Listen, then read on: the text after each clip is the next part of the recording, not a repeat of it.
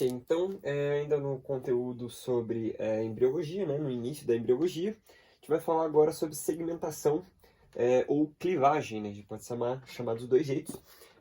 O que que é? É a primeira fase após a formação do zigoto, né? Então, no caso, quando ocorre a fecundação, né, quando se forma o zigoto, vai ser esse primeiro processo que vai acontecer, né, no desenvolvimento, né, do embrião. Então, como se dá esse processo, né? Como ocorre esse processo? Primeiramente, o zigoto se divide, né, em diversas vezes por mitose. Aqui a gente tem o esquema, né, da clivagem, né? Então, ele vai se dividindo várias vezes por mitose, ó, veja, ó, mitose, vai se dividindo, aumentando o número de células. Veja que aqui tinha uma, né, com o próprio zigoto, que tinha duas, que foi para quatro, que foi para oito. Então, ele vai aumentando, né, o número de células, mas seguindo, né, seguindo aquela regrinha que a gente viu anteriormente, aumentou o número de células, porém, o volume das células começa a diminuir. Veja que as células começam a ficar menorzinhas, né? Então, aumentando o número de células e diminuindo o volume das mesmas. O que acontece? Elas vão se dividir até surgir uma massa compacta feita de células, né? A gente vai chamar isso de mórula. A gente chamou de mórula justamente, né? Porque ela se assemelha muito a uma amora. Então, para a gente ficar até um pouco mais didático, né? Para a gente lembrar no momento em que necessário. Após a formação da mórula, né?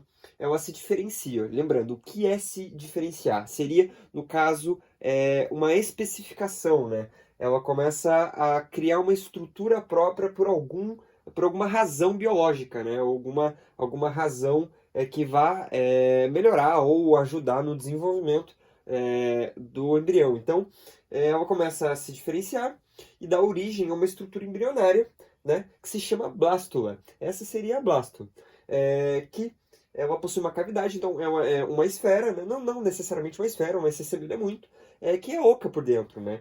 Essa cavidade por dentro se chama blastocele. A gente tem que pensar que cele a gente sempre vai associar a cavidades. Então, ela vai ser preenchida por um líquido, por vários líquidos, né? Que sejam nutritivos e tudo mais. Dá para ver mais especificamente sobre isso posteriormente, mas atentando agora, seria uma cavidade que é preenchida por líquidos e é revestida por uma camada de células, né? Que seriam denominadas como blastoderme, né? Derme, a gente sabe que seria pele, então seria como se fosse um revestimento, então seria dessa maneira. Mas quais são os tipos de clivagem? Assim como na classificação dos ovócitos, né, dos ovos, a gente vai depender da quantidade e da distribuição de vitelo. Então, esse padrão vai seguir, né?